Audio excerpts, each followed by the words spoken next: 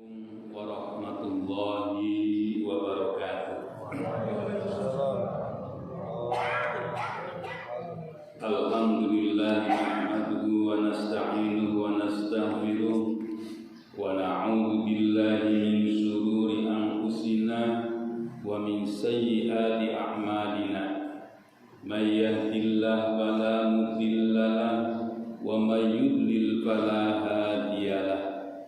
Asyhadu an la ilaha illallah wahdahu la syarika lah wa asyhadu anna Muhammadan abduhu wa rasuluh la nabiyya ba'dah. Allahumma salli wa sallim ala sayyidina wa maulana Muhammad wa ala alihi wa ashabihi wa man tabi'ahum bi ihsanin ila yaumil qiyamah. Qala Allah ta'ala fi kitabihil karim, a'udzu billahi minasy syaithanir rajim. Bismillahirrahmanirrahim. Wal 'ashri innal insana lafi khusrin illa alladzina amanu wa 'amilus shalihati wa tawashaw bil haqqi wa tawashaw bis sabr. Yang saya hormati Bapak Ahli selaku Ketua DKI dan jajarannya, yang saya hormati Bapak Khatib selaku Imam Tetap dan sebagai tokoh masyarakat, mudah-mudahan Allah senantiasa memberikan cucuran rahmatnya dan keberkahannya kepada mereka. Tidak lupa hadirin jemaah masjid atau bapak-bapak yang ada di masjid dan bapak ibu yang ada di rumah, yang senantiasa menyimak bacaan ayat-ayat suci Al-Quran di setiap pagi Ahad. Mari tanamkan kepada diri kita jiwa yang selalu bersyukur kepada yang telah Allah berikan kepada kita, karena pemberian Allah itulah yang terbaik untuk kita. Salawat dan salam kami aturkan kepada junjungan Nabi Agung Nabi besar Muhammad sallallahu alaihi wasallam yang telah membina umatnya dengan penuh rasa kasih sayang dan contoh yang patut kita ambil dalam kehidupan sehari-hari, baik itu kehidupan pribadi, keluarga, kelompok, dan bahkan berbangsa dan bernegara. Dan disampaikan oleh Pak Khatib, kita telah merayakan kemerdekaan. Ya, kalau ditanya apakah kita juga ikut memerdekakan atau tidak, ya, kita disuruh untuk mengisi kemerdekaan. Cuma kadang-kadang sejarah itu ada yang membolak-balikan, ya Pak ya, demi kepentingan politik. Kalau yang jelas merebut kemerdekaan itu, kalau kita lihat para alim ulama itulah yang lebih banyak merebut kemerdekaan. Di pondok-pondok pesantren itu juga para santri yang disuruh oleh para kiainya. Bahkan kalau kita lihat di dalam sejarah, dulu itu pesantren itu dijadikan sebagai tempat untuk inapnya para mujahid-mujahid, karena biasanya perang itu pada waktu malam, dan ada kecenderungan pesantren itu tidak di perkotaan, karena dia itu sengaja beradanya itu berada di pinggiran-pinggiran pegunungan, di pedesaan itu dulu. Nah itulah para santri dan para alim ulama itu yang banyak merebut, ya. Dan apalagi dalam konsep Islam itu ada jihad. Jihad itu ya taruhannya nyawa sorga. Nah itulah yang dijadikan kekuatan umat Islam. Ya, semestinya seperti apapun mayoritas di negeri kita adalah Muslim. Jangan, ya kita menghormati adanya pluralisme, menghormati adanya kebinekaan, Tapi nggak boleh kita itu merupakan sana ada beberapa ulama yang sampai menyatakan ini adalah jihad. Kayak Pak Hasyim Asy'ari, pendiri Nahdlatul Ulama, beliau itu menggemborkan itu, menyuarakan itu, dan semuanya terketuk, semuanya umat Islam yang mempunyai jiwa untuk merebut kemerdekaan terketuk dan akhirnya bisa merebut kemerdekaan.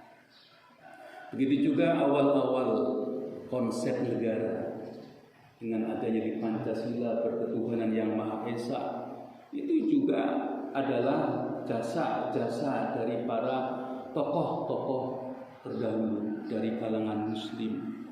Jadi corak warna Indonesia sebenarnya ya dikuasai oleh mayoritas Muslim. Ya, itulah keadaan yang ada, yang kadang-kadang sering dibolak-balik dengan alasan keanekaragaman, warna keislaman tidak terlihat. Ini yang disayangkan. Ya, itulah keadaan yang ada. Ya, lebih dari itu kalau kita lihat di dalam Pancasila itu kan berketuhanan yang Maha Esa dengan menjalankan syariat Islam bagi para pemeluknya. 7 kata yang ada di situ dihilangkan. Ini adalah kebesaran umat Islam, kebesaran para elit politik di kalangan Muslim terus menghapusnya demi kesatuan dan persatuan bangsa Indonesia. Nah, makanya dihapus. Itulah pengorbanan yang luar biasa. Dan nanti ada lagi embel-embel yang lain sebagai pengganti 7 kata tersebut. Kita harus tahu, yaitu adanya Kemenang. Kemenang itu bukan untuk satu golongan. Kemenang itu untuk semua umat Islam. Nah, ini yang kadang-kadang diklaim, ini untuk saya. Itu yang nggak benar. Jadi Kemenang untuk semua umat Islam. Nah, inilah hadiah dari Bung Karno. Nih, kamu berjuang di sini. Makanya ada perguruan tinggi Islam sampai Aliyah, sampai Sanawiyah, sampai Ibtidaiyah. Tempatnya untuk berjuang. Tidak ada keberuntungannya, itulah di situ. Ya, itulah mengenang kemerdekaan yang telah diraih. Ya, kita teruskan, yaitu surah Yasin ayat ke-60. Seperti biasa saya awali dan diikuti. A'udzu billahi minasy syaithanir rajim. A'udzu billahi minasy syaithanir rajim. Bismillahirrahmanirrahim.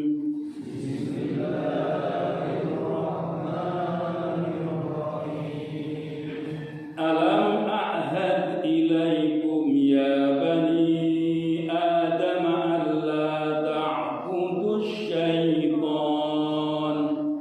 Alam a'had ilaikum ya bani Adam innahu lakum aduwwun mubin.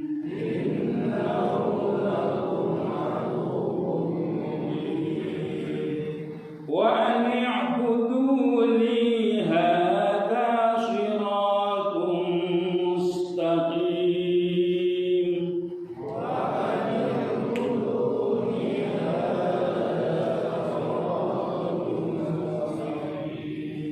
Wa laqad adalla minkum jibillan katsira.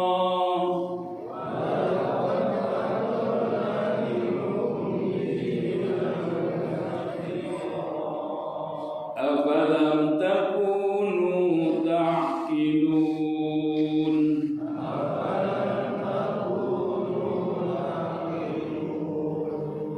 Hadhihi jahannamul lati kuntum tu'adun.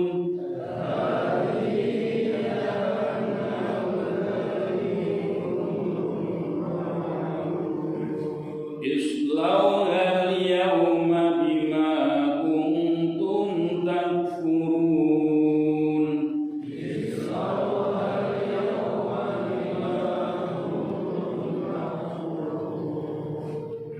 فاليوم نختم على أفواههم وتكلمنا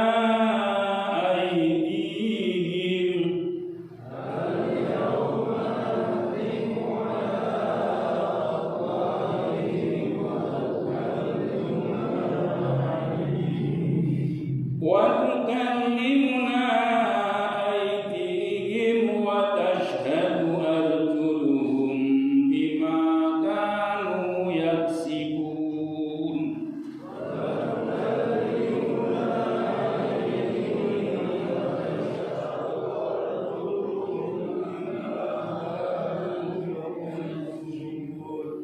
ولو نشاء لطمسنا على أعينهم فاستبقوا الصراط فأنى يبصرون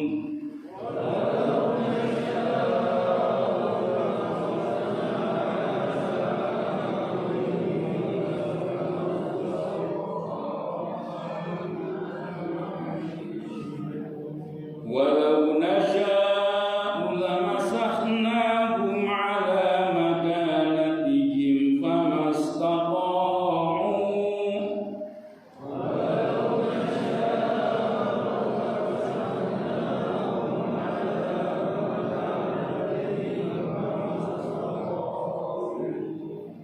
استطاعوا مضيا ولا يرجعون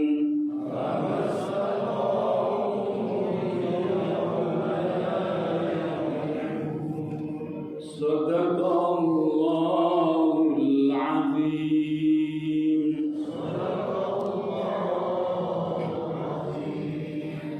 Alam ahad ilaikum ya bani Adam alla ta'budu syaitan innahu lakum aduwwum mubin. Alam ahad.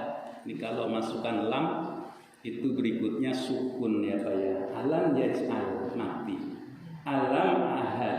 Alam taruh. Nah itu menjadi sukun, menjadi majzum. Di dalam kalimat dalam nahwu itu ada beberapa huruf yang mengubah akhirannya. Jadi kayak anak Muhammadar, jangan anak Muhammadur ya. Asyhadu an la ilaha illallah wa asyhadu anna Muhammadar Rasulullah. Kadang-kadang kayaknya enaknya Muhammadur deh. Jangan ya. Wa anna Muhammadar Rasulullah. Jadi kalau dalam bahasa Arab itu ada kalimat yang istilahnya yaitu kayak kalimat badal, pengganti. Pengganti itu kayak umpamanya gini. Ila hadratin nabiyil mustafa gitu ya. Ila itu harokatnya hurufnya huruf jar. Hadratin nabiyyi mustafa itu jar semua. Nanti Rasulullah itu jangan Rasulillah. Rasulillah itu gantinya dari ini hadratin. Jadi badalnya pengganti hadratin Nabi Mustafa itu Rasulillah. Jadi umpamanya gini, ila hadratin Nabiyil Mustafa Rasulillah. Jangan Rasulullah. Jadi Rasulillah itu sebagai pengganti hadratir Rasulillah. Ya, Rasulillah, utusan Allah. Jadi ila hadratin Nabi Mustafa kepada hadrah al-Mustafa itu maksudnya ya Rasulullah. Terus ditegaskan lagi Rasulillah. Jadi kayak kalau di dalam bahasa Arab itu memang kadang-kadang kita kelihatannya bertumpuk-tumpuk. Kayak umpamanya Ja'a Muhammadun abduhu gitu. Jadi Ja'a Muhammadun nafsuhu. Nah itu ditegaskan. Jadi Ja'a Muhammadun, datang Muhammad, jiwanya juga, hambanya juga. Nah itu ada penegasan. Jadi kalau kita perhatikan, nah kalau alam ahad pasti akhirnya mati. Alam ahad tidakkah? Ini pakainya a itu pertanyaan. Anta, hal anta. Nah, jadi kalau diartikan itu, tapi di sini nggak ada ya. Itu kalau diartikan, apakah itu aku tidak berjanji? Apakah aku tidak pernah berjanji ilaikum kepada, apakah aku tidak pernah memberikan peringatan? Kalau arti utuhnya seperti itu. Ilaikum kepadamu ya Bani Adam, hai anak keturunan Adam, Allah ta'budu syaitan, janganlah engkau menyembah setan, innahu lakum aduwwum mubin, bahwa sesungguhnya dia innahunya kepada syaitan, lakum bagimu, aduwun itu musuh, mubinun yang nyata. Ya, jadi ini diingatkan bahwa kita itu ketika dalam kehidupan itu suruh diingat. Jadi kalau kita lihat Bani Adam, keturunannya Bani Adam, ya manusia itu ya Bani Adam. Kalau sebangsa setan itu ya Bani Iblis. Jadi sudah ada gandengannya ya. Nah, di sini arti ta'budu syaitan itu bisa diartikan menyembah. Tapi abadah itu artinya banyak. Abadah itu artinya banyak. Jadi bisa diartikan khudu. Khudu itu hormat yang berlebihan. Terus a'budu juga taat, itu juga masuk. Tidak boleh kita itu mentaati setan. Jadi a'budu arti asalnya itu ya menghamba, abdun. Jadi kalau arti asalnya itu menghamba. Jadi diingatkan Allah ta'budu syaitan, janganlah engkau ini menghamba kepada setan. Kenapa diingatkan? Innahu lakum aduwwum mubin, bahwa sungguhnya setan itu bagimu itu adalah musuh yang nyata. Ya, kemarin sudah dijelaskan Pak ya. Masih ingat nggak Pak? Sebangsa jin ketika sudah menggoda kita mempunyai profesi, namanya kan beda-beda ya Pak ya. Dasim, kenal apa si Dasim? Nah, si Dasim itu yang suka goda keluarga. Si Akwar tahu? Si Akwar itu yang suka menggoda para pejabat. Jadi, saya hebat ini. Berkuasa harus diteruskan. Itu ya, undang-undangnya harus dilawan. Nah, ini jelas Akwar. Ya, jadi sebangsa pejabat yang menunjukkan keakuannya. Oh, ini sudah ada aturannya, aturan bisa dirubah. Nah, itulah akwar, menunjukkan keakuannya. Banyak bentuknya orang-orang yang setan yang sudah mengubah, yang dirubah, yang dirubah, yang mengubah dirinya. Nah, bagaimana cara setan itu menggoda kita? Ini kalau kita lihat di dalam beberapa cuplikan yang dimunculkan oleh Imam Ghazali. Ada yang pertama yaitu dengan tazyin. Tazyin itu kalau diartikan itu zayyana, yuzayyinu tazyinan, penuh dengan perhiasan. Perhiasan itu kalau digambarkan itu kalau menurut bahasa kita, karena ini sebangsa godaan, itu kamuflase. Jadi orang itu nih kesini nih, kalau mau enak nih di sini. Jadi penuh dengan rayuan-rayuan yang sebenarnya itu tidak ada apa-apanya. Ya kan kalau kita lihat ada perumpamaan orang hidup di dunia itu kan kayak hidup di perjalanan yang jauh. Di sana ada tanah aspal. Nah, di depannya itu seolah-olah ada air, dalam keadaan haus, dikejar terus kayak fata morgana. Nah, itulah kehidupan dunia itu seperti itu perumpamaannya. Maka setan pun ketika menggoda dengan tazyin, dengan kamuflase. Nanti ada lagi yaitu dengan tablis. Tablis itu sendiri dari kata iblis. Kalau diartikan itu sebenarnya bablas, Pak. Jadi kalau tablis ini ya sifatnya penipu. Iblis itu adalah penipu. Ya kayak umpamanya ketika Nabi Adam sudah diingatkan oleh Allah, wala taqraba hadhihi syajarah, gitu kan ya. Nah di sana nanti si iblis itu menggoda dengan menyatakan ada buah khuldi. Buah khuldi itu yang dinyatakan oleh iblis, yaitu dengan menyatakan bahwa ini adalah keabadian. Padahal Allah sudah menyatakan wala taqraba hadhihi syajarah. Jangan engkau dekati ini pohon. Tapi dengan pernyataan iblis bahwa di sini kenapa engkau tidak boleh mendekati pohon ini, karena ada buah keabadian. Buah keabadian inilah yang nantinya kalau kamu makan bisa ada di sini terus. Oleh karena itu tidak boleh mendekatinya. Ini nanti kalau kita lihat di dalam zaman sekarang, inilah cikal bakal yang disebut dengan ghazwul fikri, perang pemikiran. Ya kalau zaman sekarang itu ya, kalau orang itu berbuat baik boleh diupload. Jangan ragu-ragu, jangan sampai medsos itu dipenuhi oleh sesuatu yang banyak maksiatnya.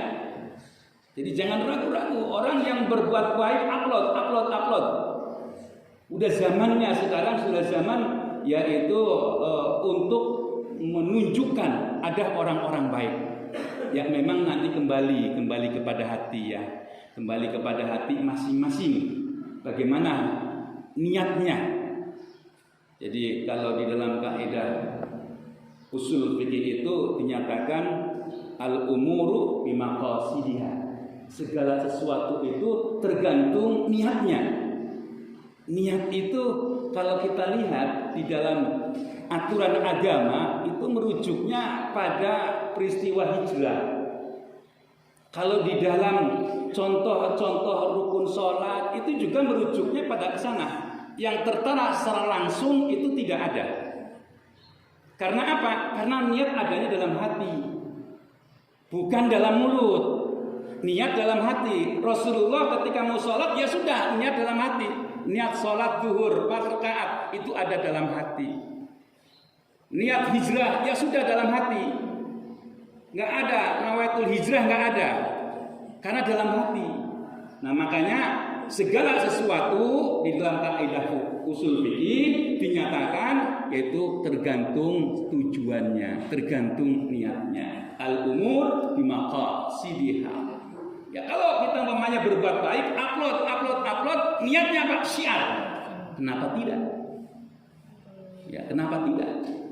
Ya jangan sampai medsos itu diisi oleh orang-orang yang tidak baik-baik. Kenapa orang-orang yang berbuat maksiat dengan memamerkan maksiatnya bangga? Kenapa kita yang berbuat baik tidak bangga? Jangan kebalik. Nah ini zaman sekarang itu adalah zamannya sudah zaman ghazwul fikri, perang pemikiran. Kita harus bisa menyikapinya. Terus yang berikutnya yaitu taswif. Taswif itu kalau ada orang mau ngaji, entar aja, kalau udah tua. Nah makanya Pak Khotib jelaskan di sana ya, ayo kita ke masjid sampai mati, jangan nunggu mati masuk masjid itu. Tergambarkan seperti itu. Ayo kita bertobat sekarang waktunya, jangan tunda-tunda, karena nggak tahu kapan umur kita itu dipanggil oleh Allah, dicabut oleh malaikat. Kita tidak tahu. Saya ingat Pak, ada orang yang saya ajak, ayo kita ke masjid. Nggak mau nanti aja kalau udah tua. Belum tua, udah mati. Ini banyak yang kejadian-kejadian seperti itu. Bahkan ada orang yang diajak untuk ke masjid. Ada si Anu, saya nggak mau. Nanti kalau si Anu sudah mati, saya mau ke masjid. Dia mati duluan. Nah ini repot. Ya, janganlah kita itu tunda-tunda itu. Inilah tasbih. Terus yang berikutnya tahwil.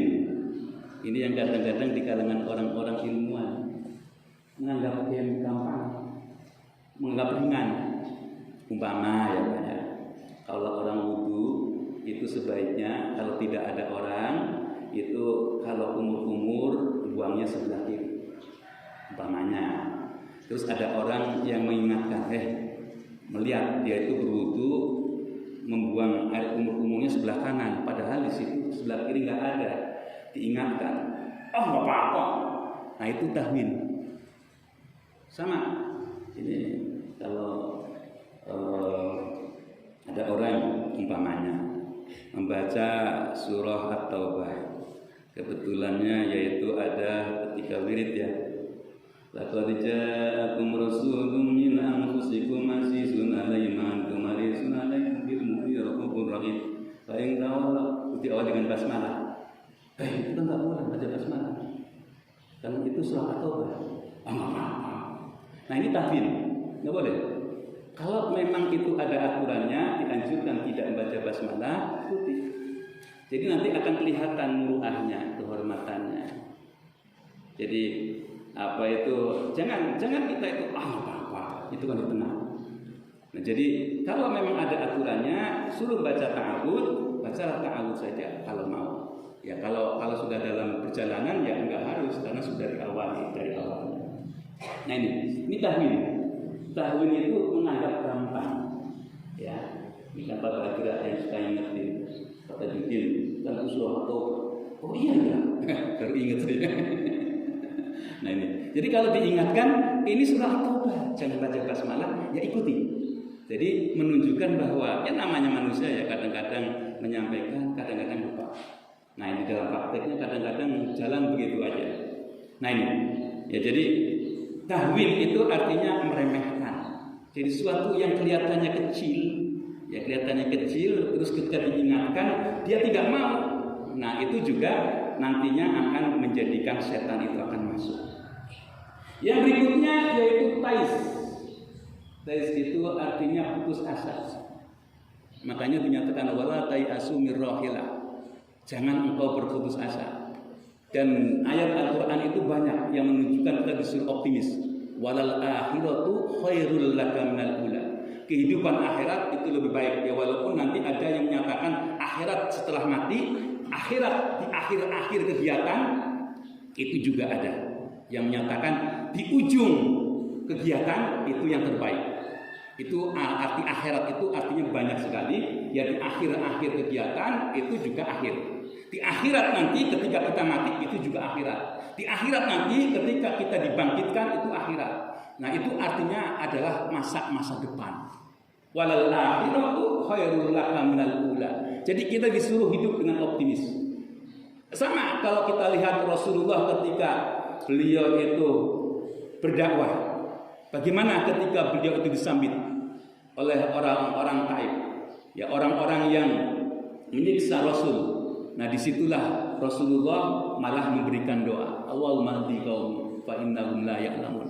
Berilah mereka petunjuk kaumku. Mereka berbuat seperti ini karena apa? Karena mereka tidak tahu. Nah ini, jadi optimisme. Jadi tidak kepada orangnya, kepada anaknya.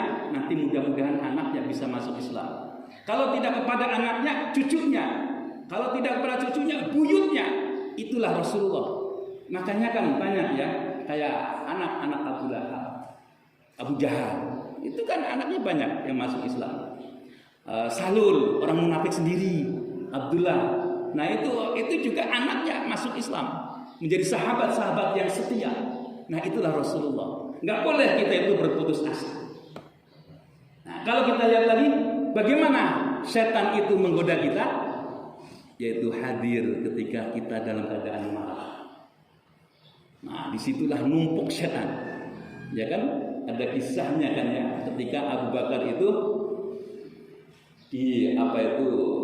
dilecehkan oleh orang-orang Badui, tapi Abu Bakar ketawa. Yang keduanya lagi ketawa. Kebetulan Rasulullah juga menyaksikan. Nah yang ketiganya, nah disitulah Abu Bakar itu marah. Dan ketika marah, maka Nabi Muhammad itu meninggalkannya. Ketika meninggalkannya, maka Abu Bakar menyatakan, aku harus kemana ya Rasul? Aku ini sedang marah. Kenapa engkau tinggalkan?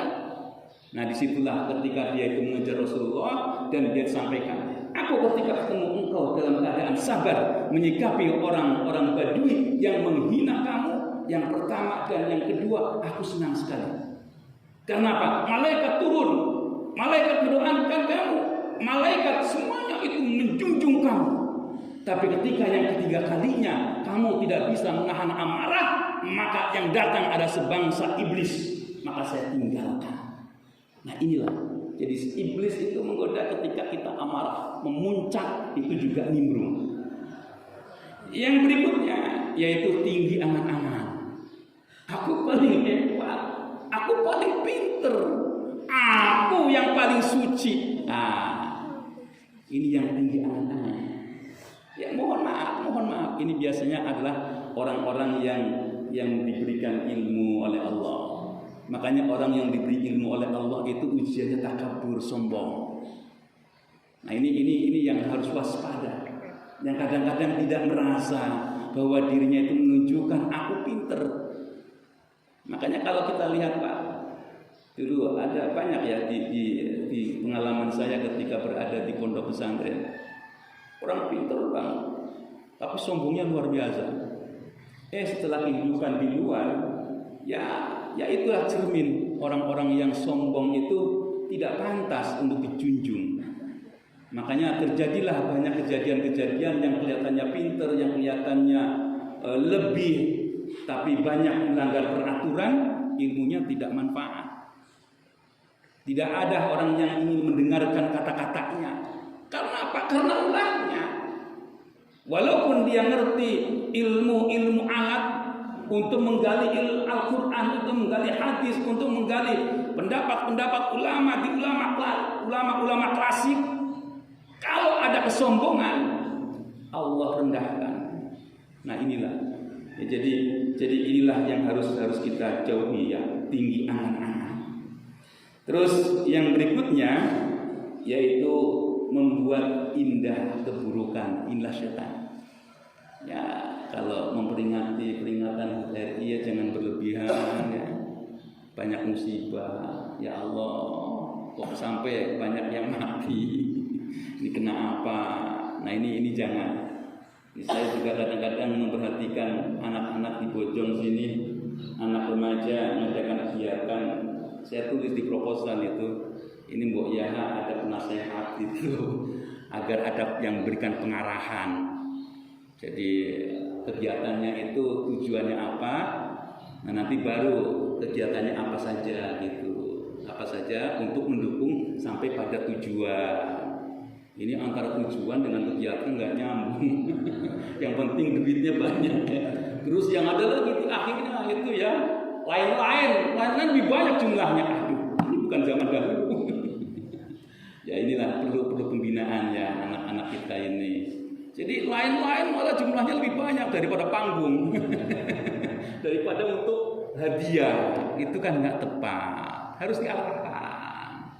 Jadi jangan sampai mereka itu membuat itu asal-asalan. Penting. Ya anak remaja digiatkan penting. Dihidupkan kegiatan penting. Tapi perlu pengarahan. Nah ini. Ya jadi ya itulah keadaan yang ada. Nah, bagaimana kita itu bisa membendung itu semua? Ada pintu-pintunya.